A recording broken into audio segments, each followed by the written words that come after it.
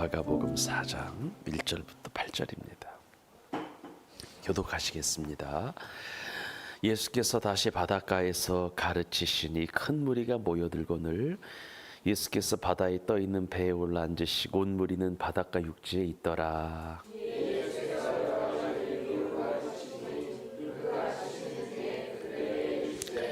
들으라, 씨를 뿌리는 자가 뿌리러 나가서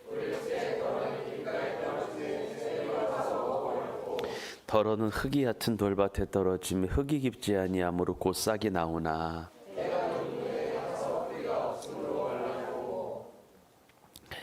더러는 가시떨기에 떨어지며 가시가 자라 기운을 막음으로 결실하지 못하였고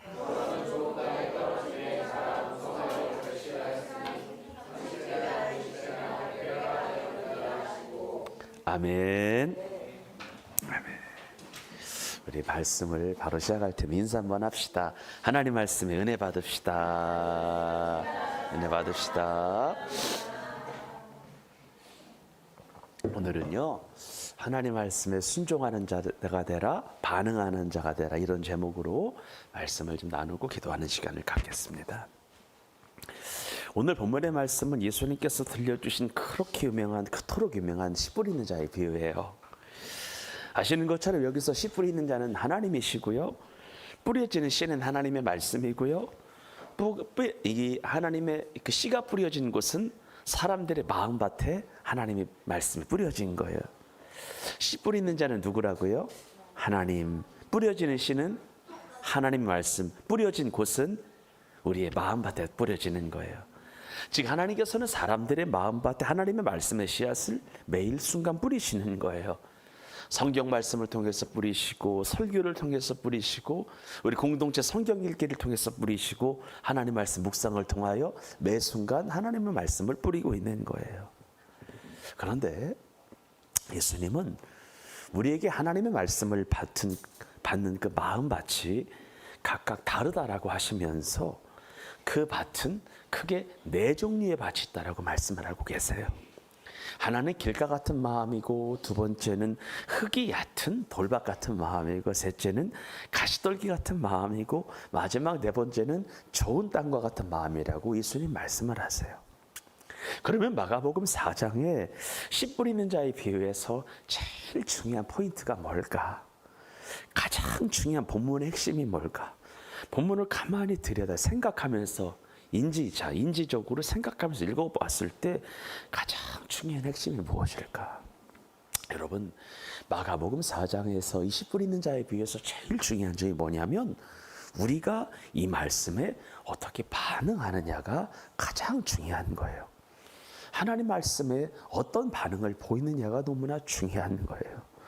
여러분, 성경을 보게 되면 하나님 말씀에 대한 반응은 4가지라고 기록되어 있는데, 공교롭게도 한 가지만 열매를 맺었고 나머지 3가지는 열매 자체를 맺지 못한 것을 보게 됩니다. 무슨 말이냐면 한 가지의 마음밭만 제대로 된 반응을 보인 것이고, 나머지 3종류의 마음밭은 반응 자체가 있었던 거 없었던 거예요? 없었던 거예요. 결국 이 말씀은 모든 경우에 적용할 수는 없겠지만 하나님 말씀에 대하여 열매를 맺는 경우는 25%밖에 안 된다는 거예요. 물론 그 이상도 될 수 있을지 모르겠지만 말씀에 대한 열매를 맺는 성도는 제가 목회를 직접 해봐도요, 10명 중에 2-3명 정도 열매를 맺고 6, 7, 8명은 말씀 열매 근접하긴 하지만 실제적인 열매까지 가는 것을 별로 못 보는 것을 제가 목회 현장 가운데 많이 보았습니다. 그러면 하나님 말씀 임했을 때에 열매 맺는 땅은, 열매 맺는 마음은 어떤 마음밭일까? 하나님의 말씀이 어떤 마음밭에 떨어졌을 때에 어떤 마음밭에 떨어져야만 열매를 무성하고 풍성하게 맺을까요? 여러분, 성경 그대로 말씀드리면 좋은 땅에 떨어졌을 때예요. 어떤 땅이에요? 좋은 땅이에요. 마음밭이 좋아야만 무엇을 맺는 거예요? 열매를 맺는 거예요. 열매를 맺는 거예요. 여러분, 마음밭이 좋기를 주의 이름으로 축복합니다. 마음밭이 좋아야 돼요. 그러면 좋은 밭의 특징이 뭘까? 좋은 밭은 어떤 특징을 갖고 있을까? 여러분, 좋은 밭은요, 일단은 돌이나 자갈이 거의 없어요. 그리고 땅이 충분히 갈아엎어져 있어요. 그렇기 때문에 흙이 아주 거칠까요? 부드러울까요? 부드러워요. 그래서 농사하기에 좋도록 충분히 갈아엎어진 땅이 부드러운 좋은 땅입니다. 그래서 좋은 땅은 충분히 갈아엎어진 부드러운 땅으로 씨앗을 잘 받아들이고 잘 흡수하여 싹이 트고 줄기가 돋고 쑥쑥 자라서 30배, 60배, 100배 열매와 결실을 맺는 것을 보게 되는데, 마가복음 4장 8절의 말씀을 읽습니다. 시작. 더러는 좋은 땅에 떨어짐에 자라 무성하여 무엇하였으니 결실하였으니. 읽어요. 시작. 30배나 60배나 100배가 되었느니라 하시고. 아멘. 그러면 좋은 땅과 같은 마음을 가진 자는 구체적으로 어떤 성도를 말하는 것일까? 어떤 성도가 좋은 땅과 같은 마음을 가진 자라서 풍성한 열매를 맺는 것일까? 한번 마가복음 4장 20절의 말씀을 읽습니다. 시작. 좋은 땅에 뿌려졌다는 것은 곧 말씀을 듣고 받아 30배나 60배나 100배 열매를 결실을 맺었느니라. 아멘. 여러분, 여기서 주목해야 될 핵심 단어는 뭐냐면 말씀을 듣고 받아예요. 제일 중요해요. 여러분, 좋은 땅에 뿌려졌다라고 하는 것은 어떤 성도냐면요, 좋은 땅과 같은 마음을 가진 자는 하나님의 말씀을 잘 듣고 받는 사람이에요. 한번 크게 아멘 합시다. 진짜 크게 아멘 하셔도 돼요. 하나님의 말씀의 씨앗을 잘 듣고 잘 받아들이는 사람이 좋은 땅과 같은 마음을 가진 자예요. 쉽게 말해서 주어진 하나님의 말씀에 대하여 토달지 아니하고, 왜 그런지 의문을 품지 아니하고, 불신하지 아니하고, 그대로 믿고 그대로 순종하고 그대로 수용하는 사람이 좋은 밭과 같은 마음을 가진 자라고 성경이 말씀하고 있습니다. 여러분, 좋은 마음밭에서 말씀을 받아 열매를 맺는 사람을 가만히 보게 되면요, 능력이 탁월한 사람은 아니에요. 남보다 공부를 월등히 잘한 사람도 별로 아닌 것 같아요. 학벌이 뛰어난 사람도 아니에요. 특별한 행동을 하는 사람이 아니에요. 그저 하나님의 말씀을 있는 그대로 거부하지 아니하고 잘 받아들인 것밖에 없는 거예요. 하나님 말씀을 있는 그대로 순종한 것밖에 없어요. 따라합시다. 단순하게 믿고 단순하게 순종하라.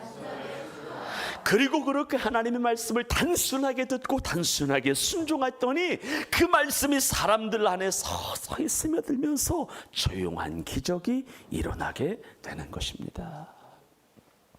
옆 사람을 축복해요. 순종이 복입니다. 여러분, 순종이 축복이에요. 순종이 축복입니다.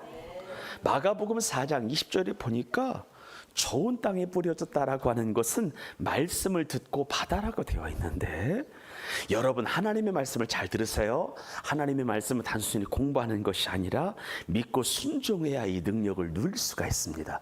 여러분, 성경 공부를 많이 한다고 말씀이 능력이 돼서 나타나진 않아요. 작은 말씀 한 가지라도 그대로 믿고 받아들이고 순종해야만 말씀의 능력을 삶 가운데 경험하게 되는 거예요. 그런데 많은 사람들이 자기 생각과 고집이 너무 세서, 혹은 게으르거나 의심이 많아서, 혹은 두려움에 사로잡힌 까닭에 작은 말씀 하나조차 순종하지 못하는 거예요. 그냥 단순하게 앞뒤 생각하지 아니, 앞뒤 재지 아니하고 순종하면 될 텐데, 너무나도 간단한 말씀 하나를 하나님 앞에 엎드려 복종하지 않는 거예요. 그러다 보니 평생을 신앙생활에도 하나님의 말씀이 살아있는 것을 느끼지 못해요. 작은 말씀 하나에 순종하지 않다 보니까 평생을 신앙생활에도 말씀의 운동력을 경험하지가 못하는 거야. 말씀의 활력을 경험하지 못해요. 이 말씀이 살아있는 말씀이라고 하는 것을 삶 가운데 경험하며 살아가는 사람이 별로 없어요. 말씀은 역동성이 있거든요. 여러분, 살리는 것은 영이니 육은 무익합니다. 살리는 말씀이에요. 살아있는 말씀이에요. 역동하는 말씀입니다. 생기 있는 말씀입니다. 근데 말씀을 삶 가운데서 작은 말씀 하나 순종하지 못하다 보니까 말씀의 역동성을 몰라. 말씀의 활력을 몰라. 말씀의 살아있음을 몰라. 그렇기 때문에 뭐가 어떤 증상이 벌어지게 되냐면, 따라합시다. 신앙생활에 재미가 없어. 재미가 없어요. 진짜 재미가 없어요. 작은 말씀 하나라도 육신을 쳐서 복종하는 것을 해봐야 말씀이 살아있네. 말씀이 운동하네. 말씀이 역사를 일으키네. 말씀이 역동하네. 이것을 누려야 신앙생활에 재미가 있을 텐데 흥미가 점점 떨어지는 거예요. 그냥 아무개 성도는 잘 돼서 좋겠다라고 부러워만 하고 있는 거야. 여러분, 그 사람이 그냥 잘 되는 거 아니에요. 작은 말씀 하나를 순종해 본 거예요. 근데 그렇지 않은 사람들은 그렇게 말씀에 순종하여 잘 된 사람들을 부러워만 하고 그 말씀의 능력이 나의 삶 가운데 찾을래야 찾아볼 수가 없는 거예요. 그렇기 때문에 말씀의 역동성은 사라지게 되고 몸이 건조함만 남게 됩니다. 그러면서 어느 순간 신앙생활이 지나가게 되면은요, 정말 형식적인 신앙생활만 남는 것을 보게 됩니다. 하지만 성경은 말씀을 믿고 순종하는 사람들이 얼마나 많은 덧셈의 축복이 아니에요? 곱셈의 축복을 받았는지에 대한 기록으로 가득합니다. 여러분, 성경은요, 지금 우리의 모습과는 다르게, 우리 신앙생활과는 다르게 하나님의 말씀을 읽고 순종한 자에게 얼마나 하나님의 축복된 삶으로 이끄셨는지에 대한 기록으로 가득하다라고 하는 것을 여러분 꼭 기억하시기를 바랍니다. 여러분, 아브라함의 아들 이삭 때에 그 지역에 커다란 흉년이 들었어요. 그때 이삭은 다시 애굽으로 피신하려고 했어요. 애굽은 뭐예요? 세상이에요. 인생이 좀 살다가 힘들다고 해서 말씀대로 살았음에도 불구하고 인생이 꼬이고 어려워지니까 안 된다라고 해서 다시 한번 세상으로 가려고 했다는 거예요. 그때 하나님께서 이삭에게 나타나셔서 말씀 하나를 했어요. 이삭아, 애굽으로 가지 말고 이 땅에 머물러라. 여러분, 힘들고 어렵다고 다시 세상으로 돌아가지 맙시다. 하나님 안에 거하기를 주의 이름으로 축복합니다. 하나님께 이삭 말씀을 하시는 이삭아, 힘들지 어렵지, 근데 내가 너가 애굽으로 안 내려갔으면 좋겠어. 이곳에 머물렀으면 좋겠어. 그러면서 하나님은 이삭에게 약속의 말씀 하나를 다시 한번 선물로 주세요. 26장 2절에다 4절의 말씀을 크게 읽습니다. 시작. 여호와께서 이삭에게 나타나 이르시되 애굽으로 내려가지 말고 내가 내게 지시하는 땅에 거주하라. 가나안 있으라 거예요. 3절 시작. 이 땅에 거류하면 내가 너와 함께 있어 내게 복을 주고 내가 이 모든 땅을 너와 내 자손에게 주리라. 내가 내 아버지 아브라함에게 맹세한 것을 이루어 내 자손을 하늘의 별과 같이 번성하게 하며 이 모든 땅을 내 자손에게 주리니 내 자손으로 말미암아 천하 만민이 복을 받으리라. 아멘. 그러면서 이삭은 그 해에 그 지역에 비록 흉년이 들어서 어려웠지만 애굽으로 내려가지 아니하고 말씀에 순종하여 그 땅에 머물면서 농사를 지어요. 농사를 지어요. 힘들다고 어렵다고 나를 구원하신 하나님을 떠나 세상 가운데로 돌아가지 아니하고 힘들어도 씨앗을 뿌려요. 힘들어도 농사를 졌어요. 힘들지만 나의 삶의 자리에서 최선을 다해서 일했어요. 그때였습니다. 그 해에 하나님께서 이삭에게 복을 주시는데 그 해에 농사의 소출이 100배가 되었다라고 성경이 기록을 해요. 그래서 이삭이 창대하고 왕성하여 마침내 거부가 되었다라고 성경이 말해요. 그러니까 이삭은 아버지 아브라함처럼 어려움 속에서도 말씀을 믿고 순종하여 덧셈의 축복이 아니라 곱셈의 축복을 받은 거예요. 창세기 26장 12절 13절의 말씀을 읽겠습니다. 시작. 이삭이 그 땅에서 농사하여 그 해에 100배나 얻어. 몇 배예요? 100배예요.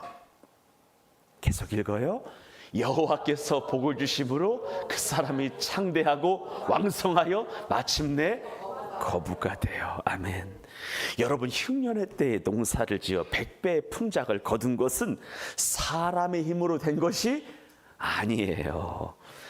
온 세상이 흉년인데, 온 세상이 불경기인데, 그 당시 온 세상 힘들다라고 아우성인데, 여러분 지금 자영업자들이 하는 말이 곡소리 날 정도로 어렵다라고 하면서 폐업 직전까지 가고 있는데 이삭에게만 온 축복은 하나님의 말씀을 믿고 순종하는 자에게 주어지는 하나님의 파격적인 축복임을 믿으시면 아멘 합시다.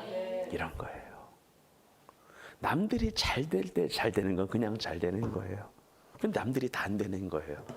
온 세상이 흉년이었어요. 온 세상 힘들다고 아우성해요. 곡소리 날 정도로 어려운 거예요. 근데 하나님 이삭에게는 100배를 허락하신 줄 믿으시기를 바랍니다.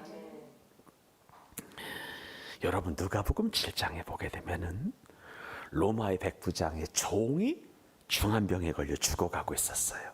백부장이 아니에요. 백부장의 종이에요. 그때 백부장은 믿음이 좋은 사람이었어. 그래, 하인을 사랑하는 사람이었어. 그래서 예수님의 소문을 듣고요, 유대인 장로 몇 사람을 예수님께 보내요. 이렇게 부탁을 드려요. 이곳에 오셔서 종을 구해 주시기를 청합니다. 그리고 예수님은 백부장이 보낸 종들의 간청을 듣고 그 집으로, 백부장의 집으로 가고 계셨지요. 그때 백부장은요, 주님에게 급하게 다시 한번 사람을 보내서 굳이 우리 집에까지 오실 필요가 없이 말씀만 하사 내 종을 낫게 하옵소서라고 고백하는 파격적인 믿음 하나를 선보이게 됩니다. 그러니까 지금 백부장은요, 말씀의 씨앗이 자신에게 뿌려지기도 전에 하나님의 말씀의 능력을 붙잡은 줄 믿으시기를 바랍니다. 그때였습니다. 예수님께서는 백부장을 향하여 이스라엘 중에서 내가 이만한 믿음을 만나보지 못했다라고 칭찬하시면서 이런 파격적인 믿음을 지금까지 내가 한 번도 본 적이 없다라고 칭찬하시면서 그 즉시 백부장의 종의 질병을 깨끗하게 치료해 주신 것을 믿으시기를 바랍니다. 주님이 가시지 않았는데 말씀을 붙들었더니 그 순간 주님이 일하신 줄 믿습니다. 옆 사람을 축복해요. 말씀을 붙듭시다. 아멘. 태균아, 하나님 말씀을 붙들자. 산나야, 하나님 말씀 붙들자. 수아야, 하나님 말씀 붙들자. 현호야, 하나님 말씀 붙들자. 아멘. 자은아, 하나님 말씀 붙들자. 온 세상 흉년이야. 점점 흉해질 거야. 그때 잘 되는 은혜가 있을지어다. 그때 구별이 되는 거예요. 이스라엘 백성들이 모였던 고센 땅과 애굽 백성들이 있었던 땅을 10가지 재앙을 통하여 한쪽은 재앙이 내리는데 한쪽은 아무 일도 없었잖아요. 오히려 흥왕했잖아요. 이런 은혜가 있기를 주의 이름으로 축원합니다. 인생을 살면서 우리의 전문성에 한계에 부딪힐 때가 있는 것 같아요. 특별히 AI라고 하는 게 도입이 되면서 전문성의 한계에 엔지니어조차도 한계에 부딪힌다라고 해요. 그래서 여러분들, 그런데 이런 거예요. 아무리 어떤 분야의 전문가라고 해도요, 할 수 없는, 하지 못하는 상황에 직면할 때가 있다라고 하는 거예요. 진짜 그래요. 전문성의 한계예요. 능력의 한계예요. 능력치의 한계예요. 내 힘으로 안 되는 한계치가 진짜 있어요. 어떤 분야의 전문가라고 해도 할 수 없는 상황이 발생을 해요. 하지 못하는 상황 가운데 내가 노출될 때가 있다라고 하는 거예요. 여러분에게 믿음으로 선포합니다. 그때 작은 말씀 하나부터 순종을 시작해 봅시다. 아멘. 정말 그래요.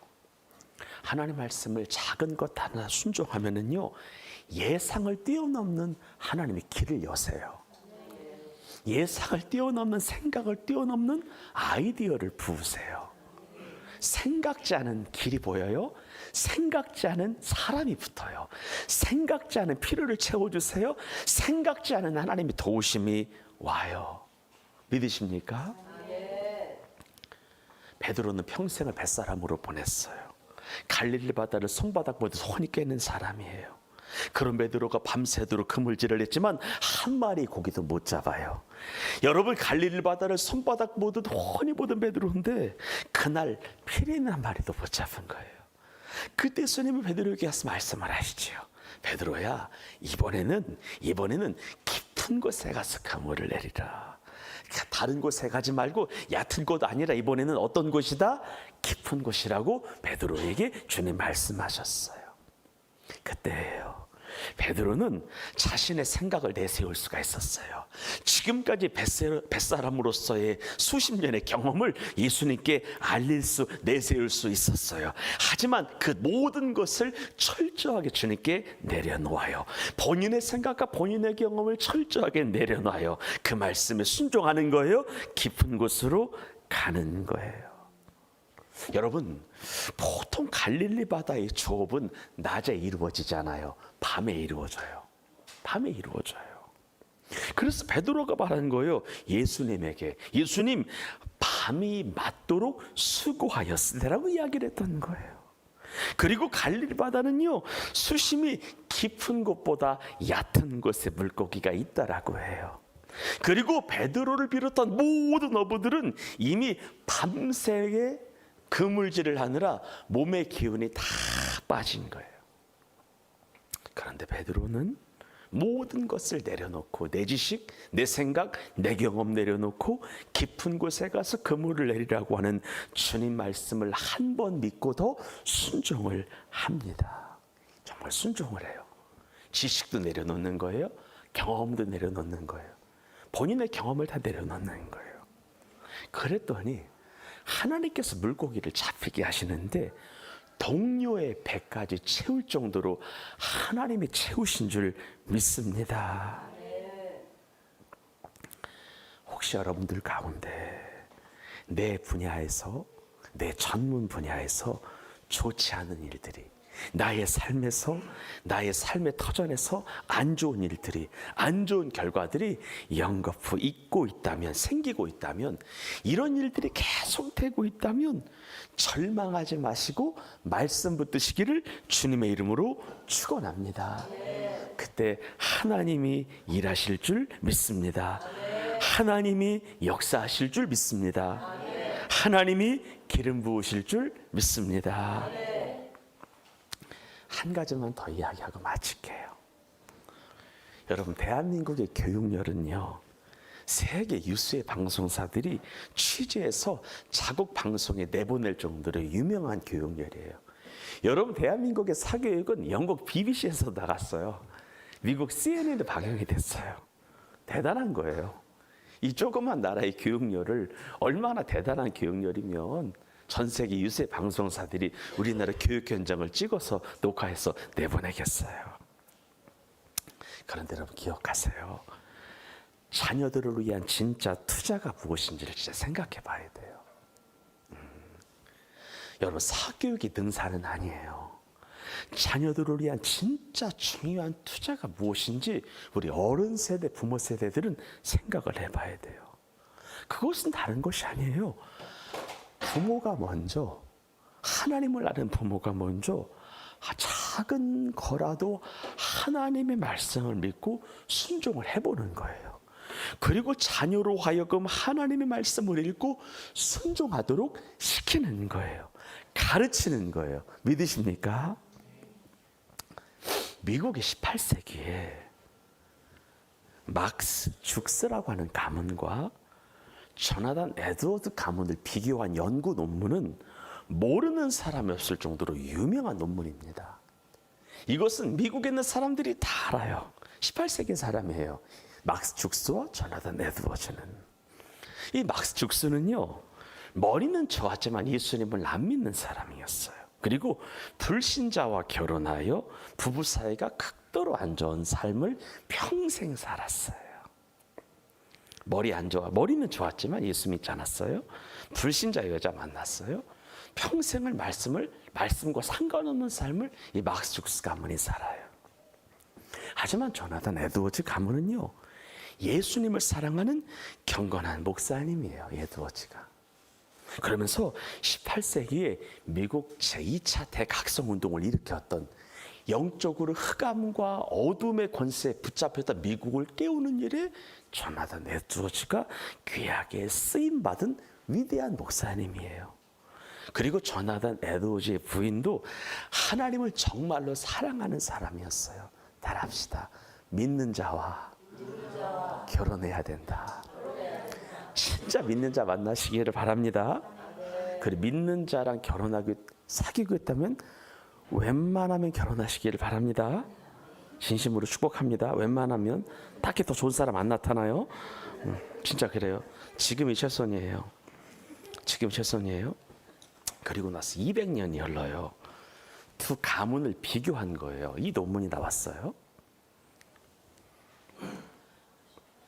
교육과 유전에 관한 모든 연구에 등재되는 사람들이에요. 잘 들어요. 막스 죽스 가문 좀 죽스처럼 생겼죠. 생겼는데 560명, 어떤 사 506명이라고 하기도 하고 560명이라고 하기도 하는데 310명이 거지가 됐어요. 150명이 범죄자로 유죄 판결을 받아 이 가문이. 그리고 70명의 살인자가 발생을 해요. 사형당한 사람이 109명이에요. 이 가문에. 사형당한 사람. 후손의 3분의 1이 정신병을 앓아요. 절반 이상의 문맹자로 살았어요. 마약 사범, 알코올 중독, 도박꾼, 범죄자의 길을 이 가문 모든 사람들이 걸어갔습니다.